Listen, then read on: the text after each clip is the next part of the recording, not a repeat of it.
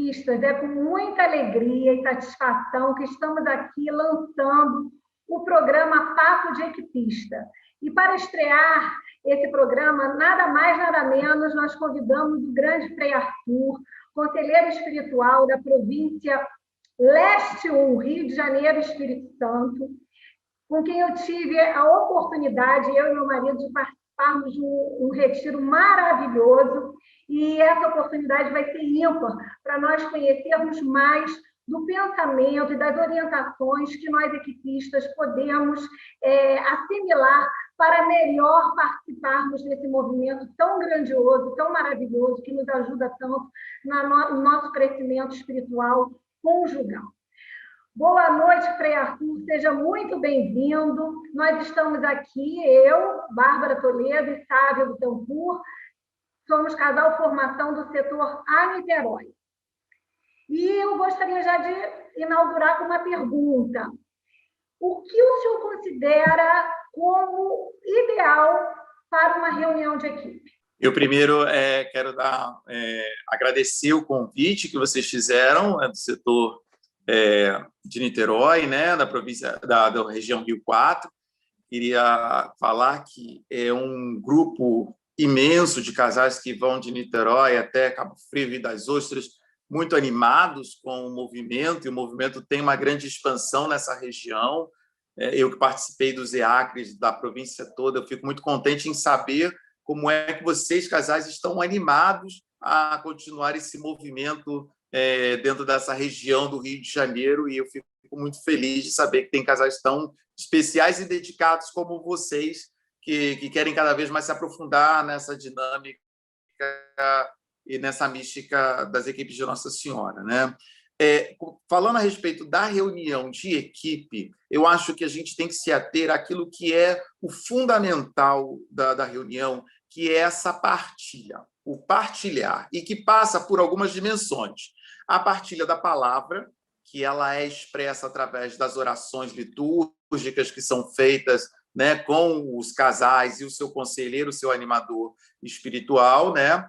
A partilha dos PCEs, que são os pontos concretos de esforço, né, deixados pelo Padre Cafarel como uma pedagogia a ser construída ao longo da caminhada do casal.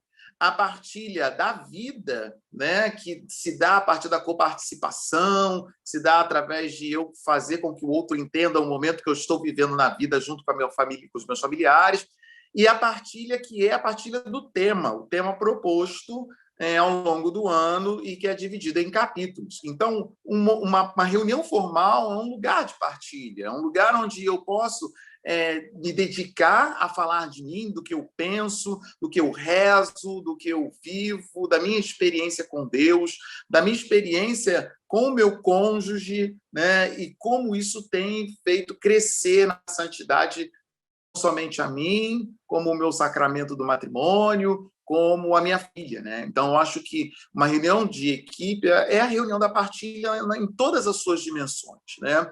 E aí vocês percebem que eu falei de tudo menos da comida, né? Porque a comida é o detalhe na reunião. A gente tem tanta coisa para partilhar que a comida é o detalhe no final. Mesmo sem comida, a reunião tem que acontecer, porque a partilha ela é algo muito mais profundo, interno, e que nos move para a gente continuar essa busca da santidade que o Padre Cafarel deixou, tanto para os casais, quanto também para os conselheiros e animadores, através do sacramento específico da ordem.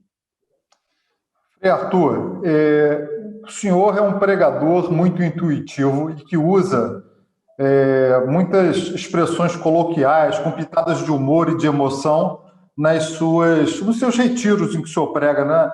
E também em todas as suas colocações. Também eu vejo uma experiência muito grande de sala de aula, porque o senhor tem essa experiência de cátedra, de ser professor, e eu sinto isso na manutenção da atenção das pessoas com esses recursos que o senhor usa. O senhor acha que a fé é uma coisa rebuscada ou a fé é um fenômeno simples?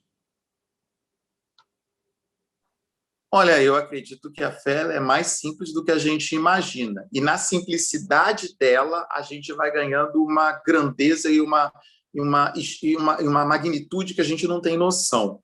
Eu tive a oportunidade de ir mesmo com esse período de pandemia, de ir a Salvador. Eu fui lá no santuário da Irmã Dulce dos Pobres, né? E aí você sente uma coisa quando você visita o museu da Irmã Dulce, em Salvador, que é ouvir a história dela, de ver uma mulher pequena de 1,56 m, que constrói de um galinheiro de um convento o maior hospital público daquela região em Salvador. Isso é fé. Isso é a capacidade de eu pegar o pequeno, o simples, o cotidiano, né, e transformar isso em algo maior. Né? Então, por que eu trouxe a Irmã Dulce como esse exemplo? Por causa disso mesmo. A gente, às vezes, fica preocupado com as grandes palavras e grandes manifestações que a gente tem que fazer para expressar a nossa fé, e a nossa fé ela nasce do cotidiano e da preocupação que a gente tem com o cotidiano. E isso eu aprendi, a gente aprende de Jesus. Jesus ele vai falar do reino de Deus e ele não fala o que é o reino de Deus. Ele fala o reino de Deus se parece com. E aí se parece com mostarda, se parece com uma moeda perdida, se parece com uma ovelha desgarrada, ele vai usando dos elementos que são os elementos do cotidiano, daquele povo. Se hoje ele fosse falar, com certeza ele ia utilizar dos elementos que são os elementos que nós temos atuais. Ele iria falar de uma banda larga, ia falar de uma internet, ia falar dos elementos que nós conhecemos no celular. Por quê? Porque esse Deus é um Deus que se manifesta no presente cotidiano e naquilo que as pessoas podem entender. A gente tem um Papa, que é o Papa Francisco, que fala assim, ele fala em metáfora o tempo todo. Se você pega as cartas do Papa Francisco, dos discursos que ele faz, ele o tempo todo está falando de coisas muito simples, de carta de mãe, de abraço. Ele não vem com as palavras rebuscadas para falar de fé. Mas falando de coisas simples e de cotidianos que vivemos, ele faz com que a fé seja algo muito mais profundo e muito mais dinâmico para a gente viver. Então, a fé ela é algo simples, sim, mas a partir da simplicidade da fé e da vivência, da experiência dessa fé, que incorpora no cotidiano dos seres humanos, a gente vai ganhando uma magnitude, uma grandeza, uma profundidade que não tem tamanho, que não tem como se explicar com discursos rebuscados, somente com a vida, né? É aquela grande história, né? As palavras convencem, os testemunhos arrastam. E a gente nasce mesmo para o testemunho da vivência, que as pessoas falam e olham e falam, veja, ele faz diferente, ele tem uma coisa que eu não sei entender o que é. E aquilo que eu não sei explicar o que é fé. É por isso que eu vejo algo diferente que brilha nos olhos dele, que os gestos dele são gestos amorosos e que não podem ser reproduzidos de uma maneira assim mecânica, por causa da fé. Porque a fé ela transpõe essas barreiras, que é muito mais da linguagem. Né? Nós não vamos pela linguagem, nós vamos pela experiência. A linguagem ajuda, né, a justificar, a explicar a fé, mas o que faz com que a fé cresça é o fazer, o saber fazer, o viver, o passar, o encarnar, né? O se encarnar. E aí eu termino com João, no capítulo 1, que ele fala assim, né, no Evangelho, né? O verbo se fez carne e habitou no meio de nós. Então, não é só a palavra, o verbo, a linguagem rebuscada. Não, tem que se encarnar. Se não se fizer carne, se não fizer presença e não estiver, não ficar, não permanecer no meio da humanidade e daquilo que a humanidade vivencia, não faz sentido e perde-se até a dimensão do divino, né? Frei Arthur, o senhor está falando do Papa Francisco, ele lançou esse ano, né, digamos assim, o projeto Cuidado. Foi na missa de 1º de janeiro, era o cuidado para uma sociedade de paz, de fraternidade, de solidariedade. Esse cuidado, o Sávio até usa isso, tem um trecho de um livro que ele escreveu, o cuidado é o corpo de delito do amor. Talvez eu agora, com essa sua fala, esteja justamente a encarnação da palavra amor. É o cuidado, são os atos, né, que você vai ter com o meio ambiente onde você vive, com a vizinhança que você convive, com o outro, né, a solidariedade. com o seu cônjuge, com a sua família, esse cuidado, e que tem que ser diário, né? Agora, e também como equipista, tem que haver esse cuidado dentro da equipe.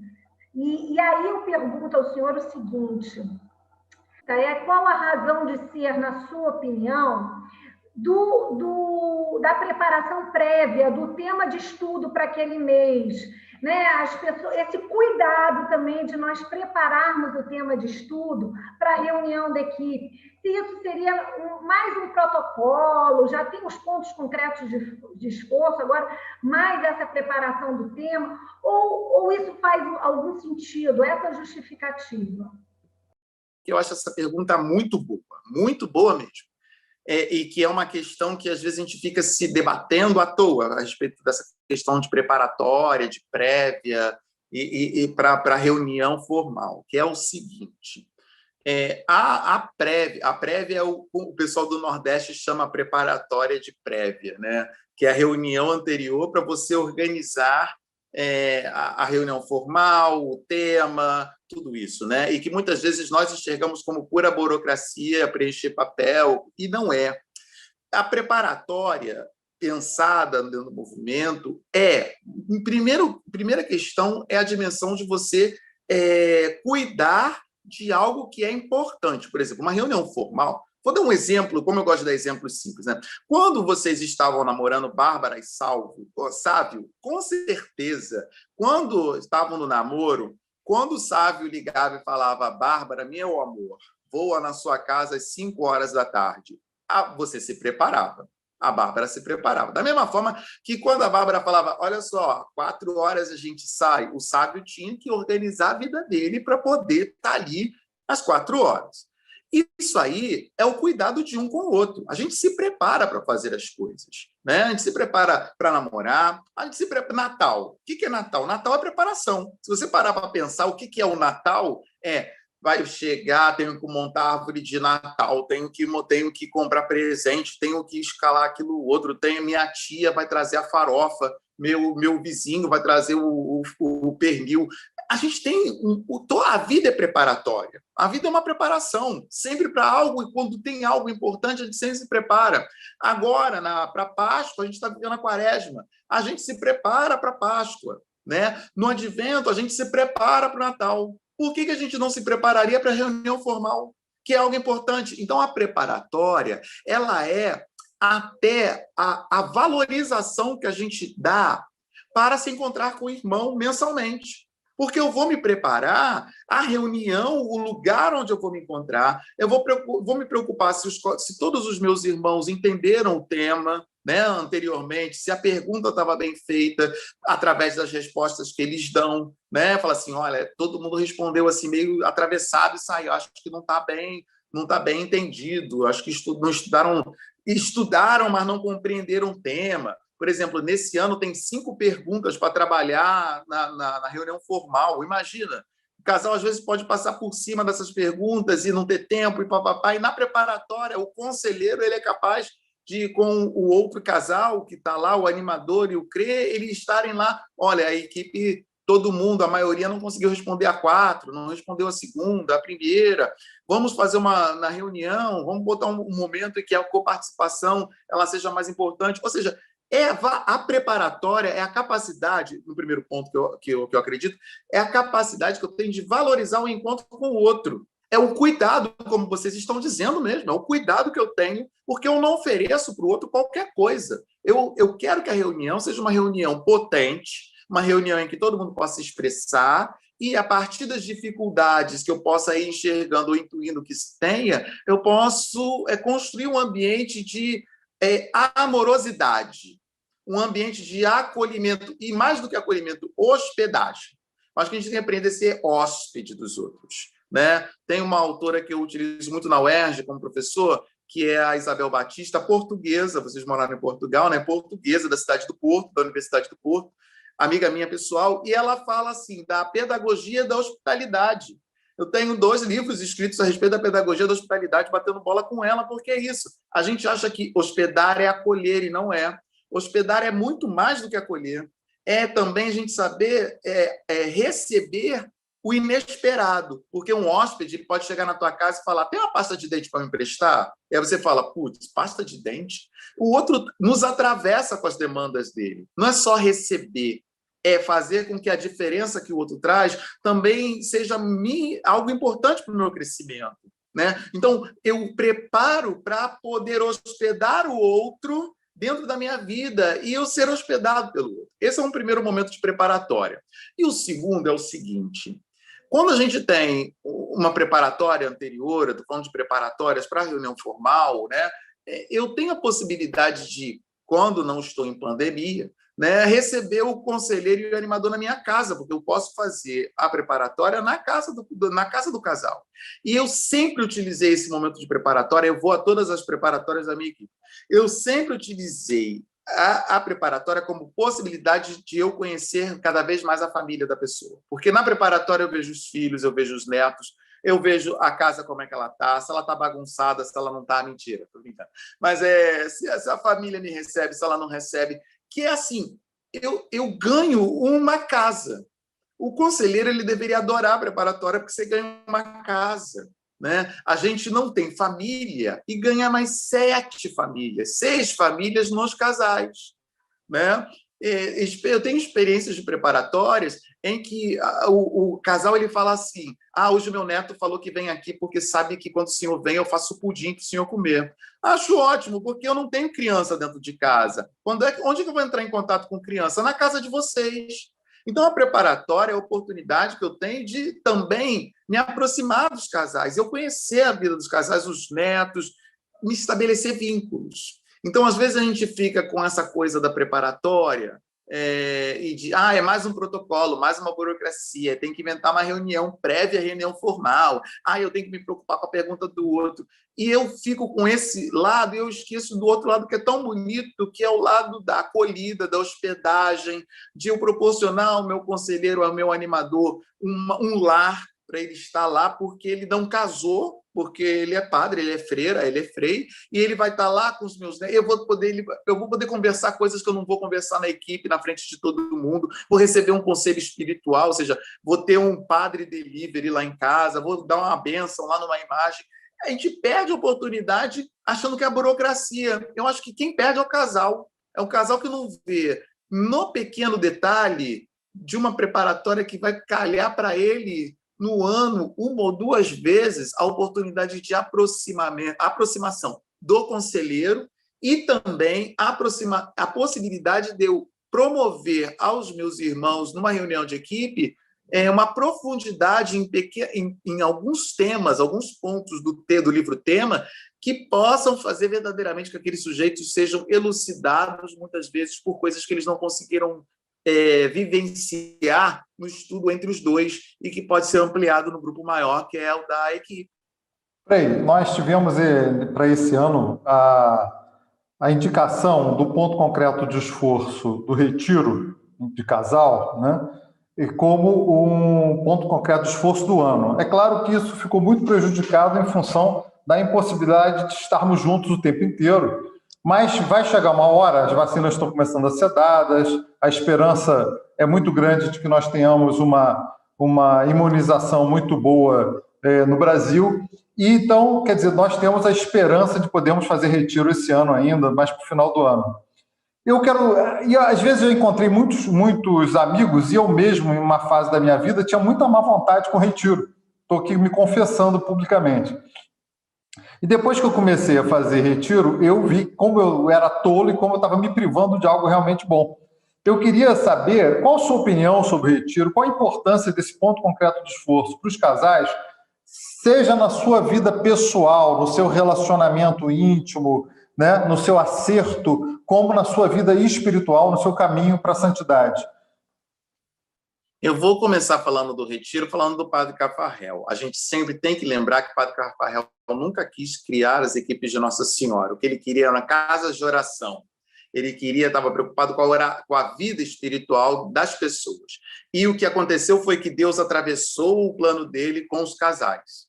E aí, o que ele falou vamos fazer juntos, né? Vamos caminhar juntos, aquilo que a gente sempre repete, cherchons E, a partir daí, ele vai criando a pedagogia do movimento das equipes de Nossa Senhora. É por isso que o retiro está ali como uma pedagogia. Ele não é uma coisa específica, porque quando você para em dever de sentar-se, claro, o casal precisa se sentar e conversar. Quando você fala de regra de vida, é claro, o casal precisa tirar algumas questões que precisam ser modificadas entre um e outro. Quando você fala de oração conjugal, é óbvio, se eu rezo sozinho, tem que aprender a rezar com um colega.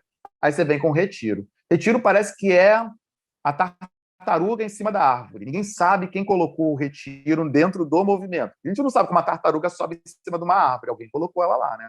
Aí você fala assim, retiro também é a mesma coisa. Há uma tartaruga em cima da árvore. Quem colocou? Parece que destoa dos casais fazer retiro. É desejo do Padre Cafarel. O Padre Cafarel, visionário, falando, se é importante o retiro na vida dos religiosos e das religiosas, porque é um encontro com Deus mais profundo, é um tempo de parada para encontro com Deus, por que não seria para os casais? Por que o retiro, que é tão importante para mim como religioso agostiniano, as freiras, para os padres diocesanos, o retiro é algo muito importante, por que não pode também ser importante para aquele que está lá no cotidiano da vida, com um filho, com um neto, quem seja? Então, o retiro ele é um prêmio, um presente que a gente ganha para ser exercitado. Ele não foi criado para os casais, mas ele pode ser vivido pelos casais, ele pode ser pensado pelos casais. E aí os casais precisam buscar um sentido para que esse retiro seja realmente um momento que seja um momento de parada e encontro com Deus. Então, é importante esse primeiro movimento. A vontade de estar ali, né? E fazer retiro não é fácil. Além de estar ali de corpo presente, físico, também tem que estar de alma. E o retiro ele é algo que não é natural. Ficar em silêncio, ficar uma hora somente com Deus, não é algo normal do cotidiano, é algo extraordinário, é extraordinário o retiro nesse sentido. A gente só vai ganhar valor, esse retiro só vai ganhar valor para a gente quando a gente exercitar. A gente tem que fazer, o primeiro a gente não vai gostar, o segundo a gente não vai gostar, o terceiro a gente vai se acostumar, o quarto vai ser legal, o quinto vai ser... Pega um conselheiro mais ou menos e fala assim, agora eu estou começando a gostar. Né? É assim com os casais, é desse jeito com os religiosos. Né? Nós religiosos fazemos retiro de final de semana, depois no noviciado, eu fiz noviciado. No final de semana, depois a gente faz 7 dias, 15 dias, 30 dias de retiro, em silêncio. É uma progressão, isso não é de uma hora para outra. E o retiro ele é fundamental para a vida de qualquer ser humano. E para o casal mais ainda. Porque vocês, como casais, têm tantas atribulações, né? Estão preocupados com tantas coisas, que no retiro é o momento de descansar. Que não significa dormir o dia todo, mas descansar em Deus. Né? Descansar nas suas preocupações, no seu olhar, a partir do olhar de Deus. A partir da Sagrada Escritura, a partir do movimento que você faz de rezar junto com o seu cônjuge e ao lado dele buscarem uma outra solução ou verem a vida desde um outro prisma, fora da realidade de Niterói, fora da realidade do trabalho, fora da realidade das preocupações da casa, e ter apenas Deus, a Bíblia, aquele ambiente de silêncio para poder pensar e repensar nos rumos que vão dar para a sua própria vida. Então, o retiro ele é um PCE fundamental. Terminando, é claro que nesse período do Covid, nós não fizemos um retiro como gostaríamos de ter feito. Fizemos recolhimentos espirituais, vivências espirituais, coisa parecida. E, particularmente, eu, Frei Arthur, acho que esse ano o retiro ainda será estranho para nós, diferente. Por quê? Mesmo imunizados, mesmo com todas as precauções, nós não sabemos o que vai acontecer. Bandeira vermelha, bandeira amarela, bandeira preta, bandeira roxa, cada dia é uma bandeira diferente. Vai, se fecha isso, abre aquilo outro. E eu acho que a gente deveria começar a ensaiar retiros híbridos. A gente vai ter que começar a pensar em outras formas. Mas a gente vai ter que criar um sistema no qual a gente vai ter que manter aceso esse desejo de parada, né? Se for para ir para uma casa de retiro de máscara, não vai poder ser 50 casais. Não vai dar.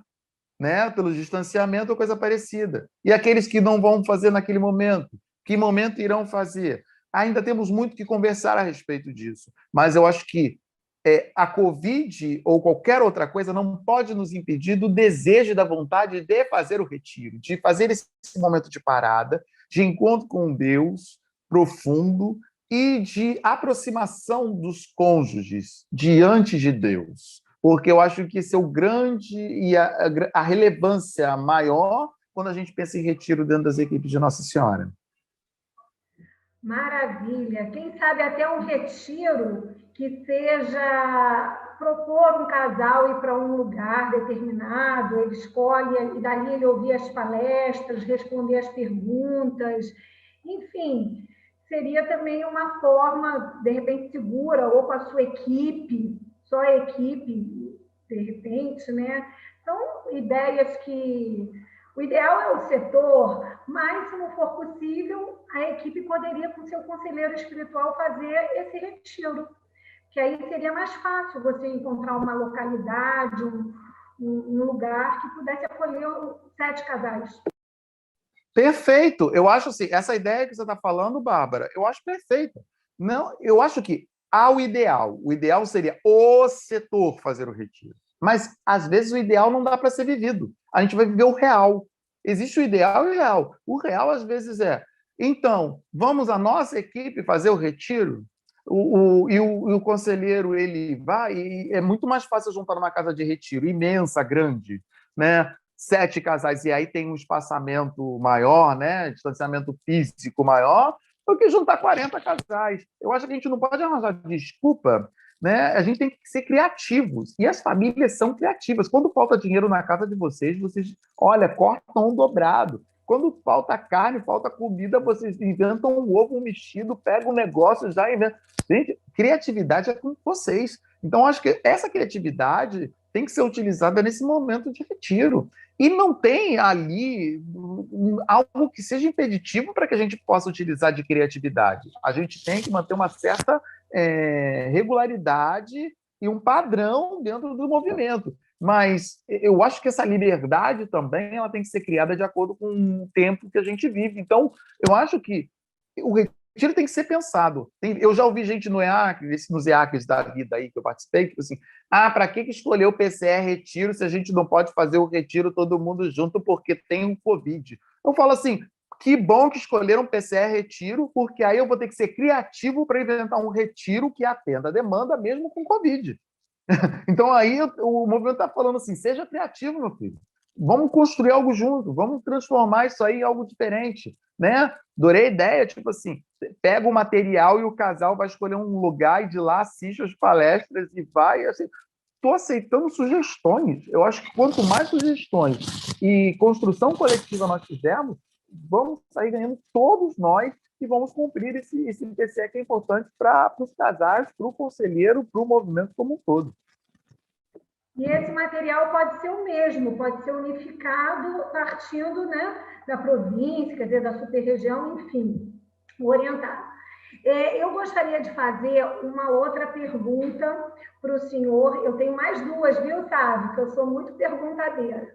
Mas uma que eu gostaria de fazer é que nós analisamos o livro para fazer a palestra sobre o tema de estudo desse ano, no pós-EAC, do nosso setor. E nós percebemos que todo capítulo estimula você fixar uma regra de vida. A partir dessa leitura, do texto que você leu, algo te inspirou para estabelecer uma regra de vida? Eu queria que o senhor falasse um pouco da regra de vida, da importância, se cada mês a gente muda, ou se a gente deve mudar a regra de vida a partir da conquista daquele hábito, daquela conduta anterior estipulada como regra de vida. Olha, eu vou começar falando da regra de vida, falando de psicologia, que é do meu campo, que é psicologia, e tem um autor que se chama Charles Duhigg, e ele fala o seguinte, que o costume vira hábito, o hábito vira comportamento, o comportamento vira traço de personalidade. Toda vez que eu lembro de regra de vida, eu lembro disso. né? É o clássico da teoria cognitivo-comportamental, né? O costume vira hábito, o hábito vira comportamento, o comportamento vira traço de personalidade, que é, na verdade, a tentativa da regra de vida. É você, a partir da conversa, do diálogo que você tem com o seu cônjuge, refletindo sobre a sua vida a partir da luz de Deus, eu ter uma nova versão daquilo que eu sou. Porque esse é o grande lance da regra de vida, é construir uma nova versão daquilo que eu sou, daquilo que eu tenho, daquilo que eu faço.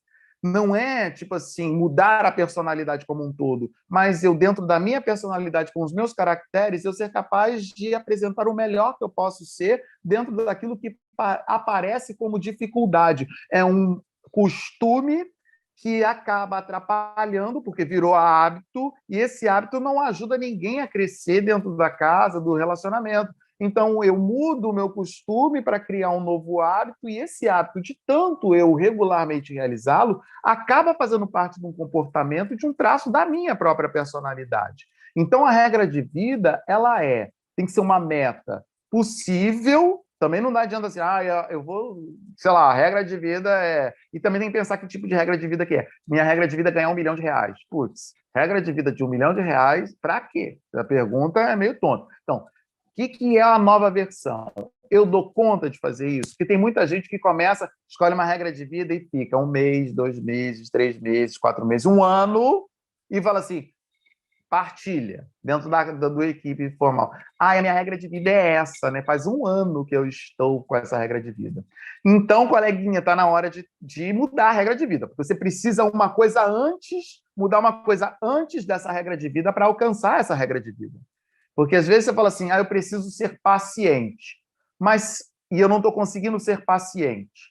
Mas você escuta os outros? Não. Então, como é que você vai ser paciente se você não escuta os outros? A primeira regra de vida é: vou escutar mais os outros. Acabou. Eu tenho que primeiro escutar os outros, depois eu tenho que fazer uma regra de vida para me silenciar para eu poder alcançar a paciência.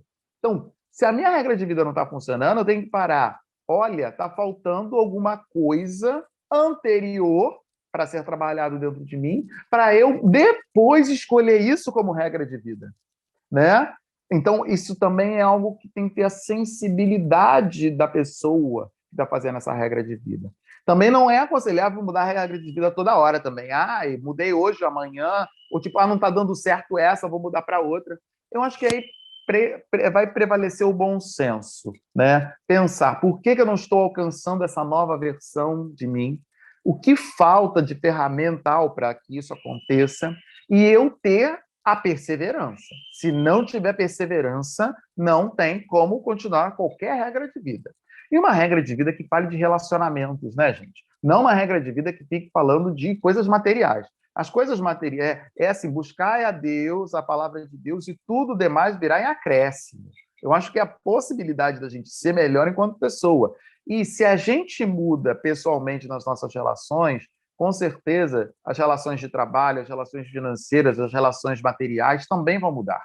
A gente muda a relação subjetiva, intersubjetiva, a objetiva também muda, a material também muda, a maneira de ver o mundo também muda. Eu acho que às vezes a gente faz ao contrário, a gente vai para o objetivo, vai para o material, esperando que mude o subjetivo. A gente devia voltar mais para dentro de nós mesmos, isso é uma regra bem agostiniana, para dentro de nós mesmos, ver o nosso lado, o subjetivo, aquilo que nos falta, porque ao mudar de dentro para fora, o de fora acaba sendo modificado, a visão que eu tenho de fora acaba sendo modificada, e eu vou também receber os benefícios dessa mudança de maneira externa e de maneira material também. Então, acho que a gente precisa trabalhar isso como uma regra de vida. A regra de vida não é só, termina aqui, a regra de vida não é só o meu marido, a minha esposa falou que eu tenho que mudar isso, então é a minha regra de vida. Não é, porque ela vai ser o fracasso. Se você não estiver convencido de que aquilo realmente vai fazer diferença na sua vida conjugal e familiar, qualquer um pode dizer para você mudar. E você pode até conseguir mudar por algum período da sua vida, mas isso vai voltar. É o retorno do recalcado? Isso vai voltar. Porque não foi de coração, foi por causa do outro. Eu tenho que desejar, ou criar, buscar esse desejo Eu tenho uma paciente no consultório que ela me ensinou uma coisa muito legal. Ela falou assim, eu queria querer isso. Eu achei essa frase o máximo. Acho que a gente precisa começar a querer. E ela, no meio da sessão, eu queria querer isso. Eu acho que a gente tem que começar a querer alguma coisa. Porque é o princípio de qualquer construção de desejo e de mudança, e principalmente na regra de vida, a gente precisa querer mudar ou querer uma nova versão sobre aquilo que nós vamos sendo de nós mesmos. Frei, às vezes nós temos relatos de casais em reuniões de equipe que acabam assim tomando um grande tempo da reunião, muitas vezes com questões pessoais. É claro que há sempre um momento para uma acolhida, para a divisão, né? Até na oração nós pedimos perdão pelo peso que sobrecarregamos a equipe, mas muitas vezes se transforma a reunião de equipe num grande divã e se perde até o momento da espiritualidade. O senhor concorda com essa minha observação? Perfeitamente. Reunião formal não é grupo de terapia grupal. Não é. E tem gente que faz isso. E aí é bem complicado, porque a reunião formal ela é o momento da pequena igreja na sua casa. É tudo visto à luz da palavra de Deus. O conselheiro está lá para dar esses conselhos a partir da teologia. É um ser humano que fez teologia, ele vai dar uma visão de mundo a partir daí. Ele não é o terapeuta de casal, não é o terapeuta de família, embora ele possa ser sacerdote, religioso, psicólogo, psicanalista, mas ele ali... Vou dar exemplo meu. Eu sou psicanalista, doutorado em psicologia, mas lá na reunião formal, eu não sou nada disso. Eu sou o religioso. Eu tenho que conduzir as questões para as dimensões religiosas. É claro que, nesse momento, muita coisa da psique humana, dos afetos, vai aparecer. E aí o conselheiro ele vai ter que ter esse bom senso de falar aqui até aqui. A partir daqui é uma outra conversa. A gente vai ter que acolher esse casal, mas eu acho que a gente também tem que criar outros espaços para poder continuar temas que não vão ser resolvidos na reunião formal. Tá? Então, tem temas que não serão resolvidos daquele casal numa reunião formal de 2 horas ou de 2 horas e meia. Não vão. E vai impedir com que outras pessoas também possam se expressar naquele momento. Nesse momento, quando você vê que um casal está muito angustiado, é falar para ele assim, nós acolhemos isso, tá? Mas eu prometo, semana que vem eu vou na tua casa, ou você vem aqui na paróquia, ou vem aqui na minha comunidade, vamos conversar separado. Ou na reunião preparatória vai ser na sua casa, a próxima, vou chegar 1 hora antes do outro casal, porque eu preciso conversar com vocês. Aí o conselheiro ele vê o espaço e a possibilidade de se conversar separado com esse casal.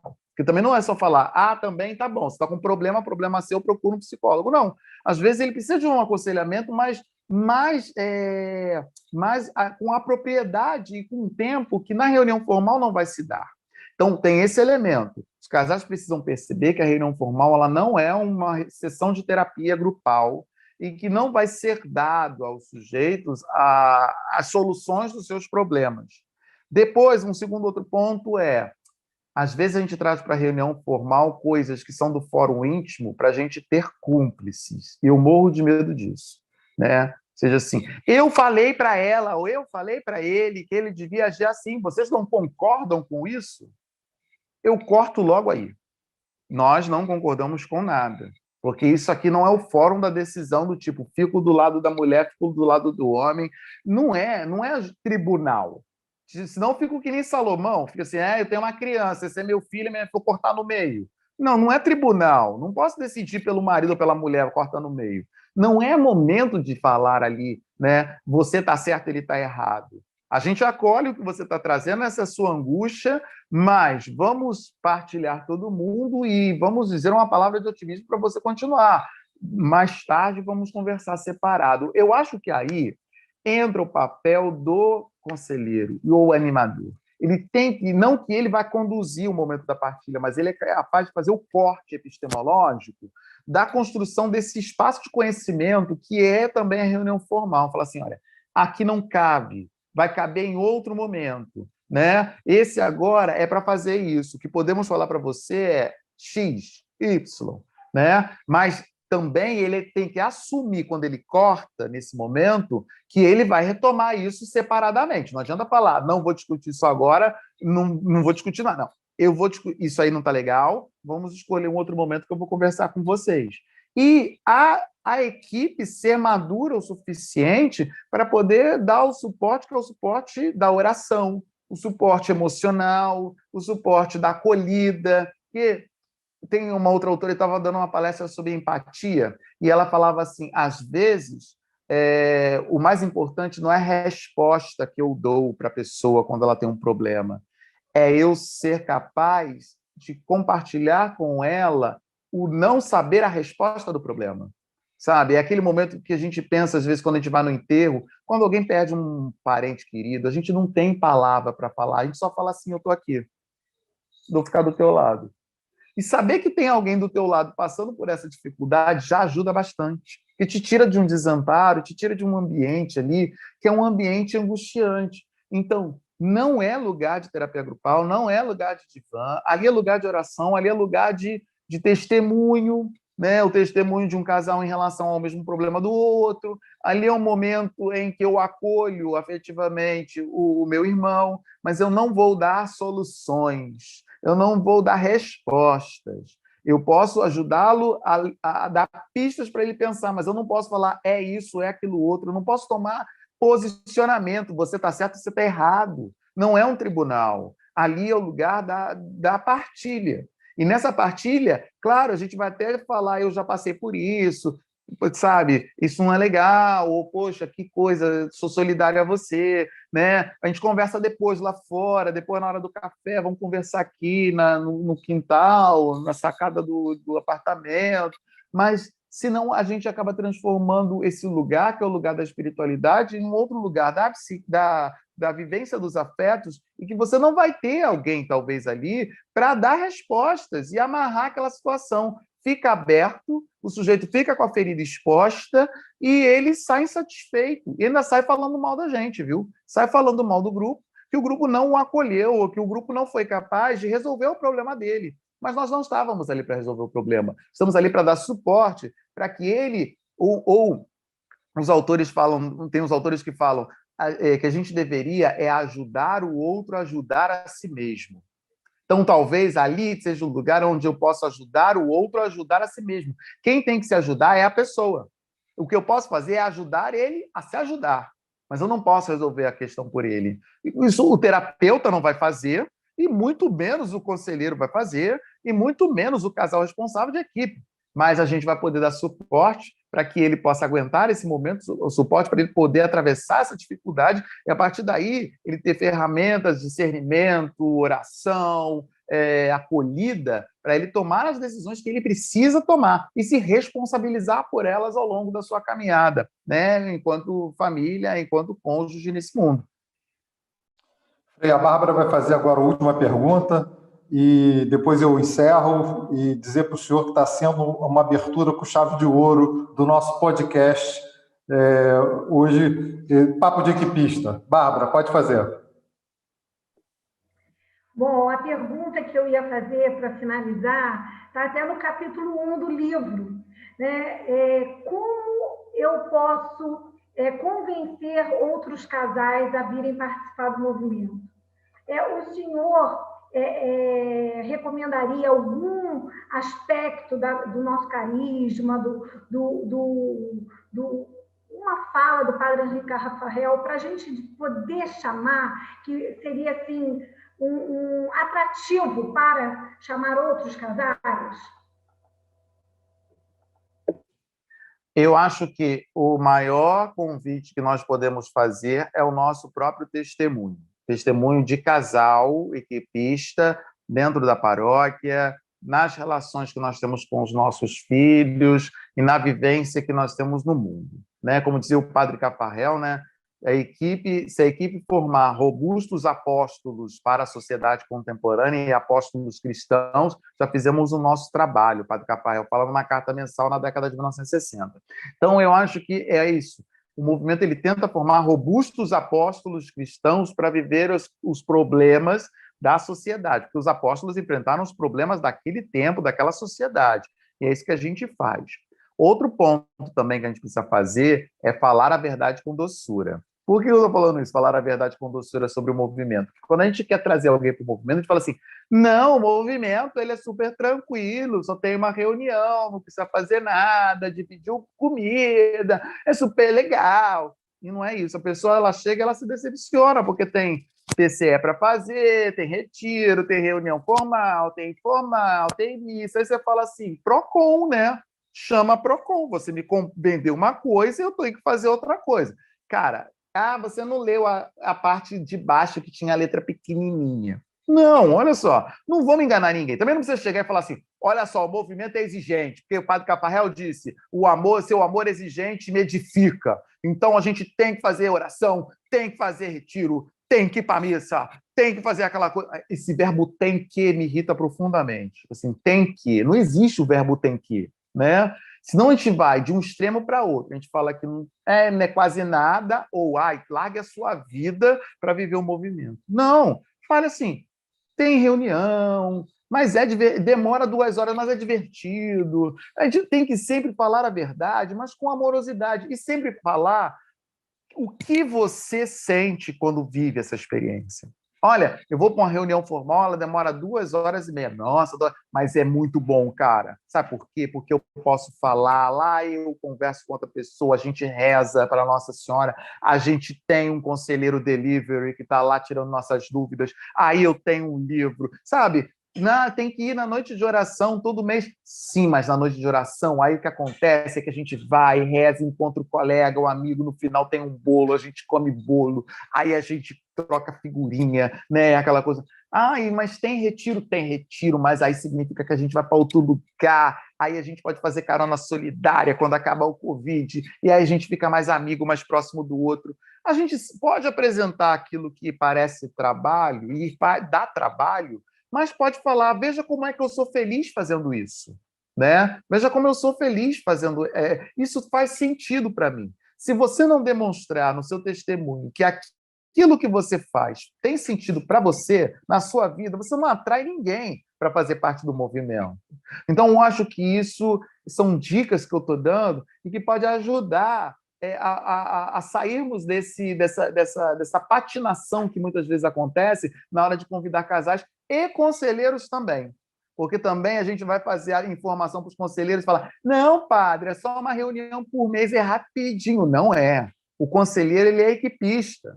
Ele vai ter que assumir também todo um conjunto de coisas, né? E falar assim, pô, padre, tem reunião, sim, tem uma missa mensal que o senhor vai celebrar, mas olha só, os casais estão aí para te ajudar, os casais vão estar te dando suporte, né? O senhor vai ser convidado para almoçar no domingo na casa de a gente faz rodízio, né?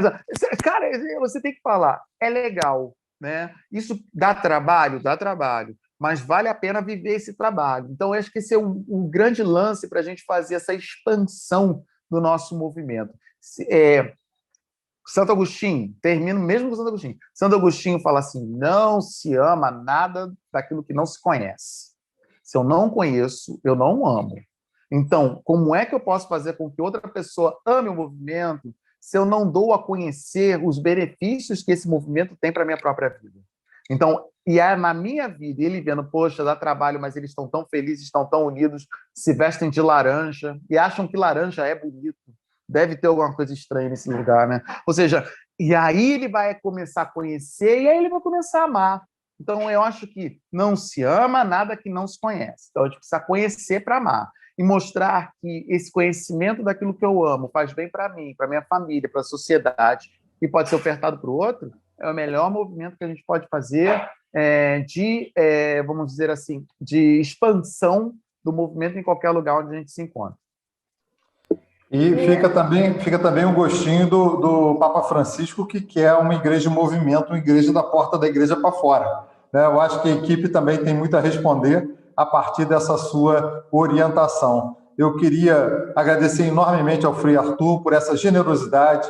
Foi uma atividade muito interessante de formação. Tenho certeza que os nossos companheiros equipistas, quando ouvirem o nosso papo no YouTube e nas outras redes sociais que nós vamos colocar, vão se divertir bastante, vão aprender bastante, vão ficar com gostinho de quero mais. né? Eu acho que o papel da formação é botar nas pessoas essa curiosidade santa, né? Essa vontade de buscar. Então, eu devolvo a palavra para o senhor se despedir, e depois a Bárbara encerra e fecha a nossa reunião. Agradecer a oportunidade de conversar com vocês. Eu acho que toda proximidade ela é bem-vinda. Eu gosto muito. Eu sou arroz de festa mesmo. Não sei dizer não. Então, eu gosto de estar presente porque eu sempre aprendo. É engraçado isso. As perguntas que vocês fizeram me fizeram pensar.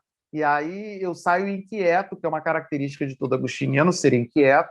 Mas eu agradeço a oportunidade de vocês, a delicadeza de vocês na condução dessa entrevista, e eu espero que outras pessoas também não somente se divirtam, porque eu acho que é isso mesmo, eu acho que a gente tem que se divertir na vida, em todos os aspectos, mas também que as pessoas possam também sair pensando sobre outras questões que possam...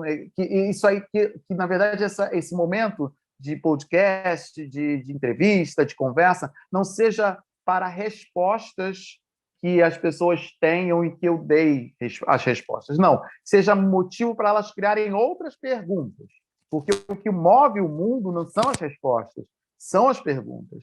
E eu espero que um equipista bom, criativo, que caminha em movimento, ele crie perguntas a partir de respostas. E essas perguntas se multipliquem cada vez mais e tragam outras respostas, outras pessoas para responder, e assim a gente continue nessa dinâmica que é a própria dinâmica da vida. Obrigado, gente. Frei Arthur, eu quero agradecer aqui também. Realmente não dá vontade de parar essa entrevista. Eu queria poder continuar, tenho tantas perguntas para fazer, mas, enfim, a gente tem que respeitar o tempo, né? E eu tenho certeza, tenho fé que nós vamos ter outra oportunidade para conversar mais sobre esse assunto. Só queria contar uma coisinha, porque essa é a minha última pergunta. Uma vez eu querendo convencer uns casais para entrarem para o movimento, eu falei, pois mas que consiste o movimento? É a busca da santificação do casal, né? Santificação? Isso é impossível. Eu falei, Sábio, eu dei um furo, não devia ter falado isso, porque as pessoas não compreendem, né? Eu deveria ter falado outra coisa. Aí o Sábio falou, você devia ter falado que é a busca da espiritualidade conjugal. O marido e a esposa melhorarem, se entrosarem melhor nessa espiritualidade, enfim, porque não assusta tanto, mas eu comecei errado. Sabe quando você dá um chute para fora do gol? Mas eu fiquei tão triste, eu falei, acho que eu perdi uma turma que seria, assim, interessante para participar. Mas desculpa, né, essa minha colocação, mas o senhor trouxe uns recursos muito bons, porque a gente fica querendo realmente convidar mais gente para participar, né? Porque a gente usufrui desses benefícios, vê que a nossa vida conjugal melhorou, familiar, e que a equipe, com certeza, teve um papel fundamental nesse progresso, né? E que ainda falta muito, mas a gente vai chegar lá. Muito obrigada pela sua participação, pelo seu sim nesse lançamento do Papo de Equipista.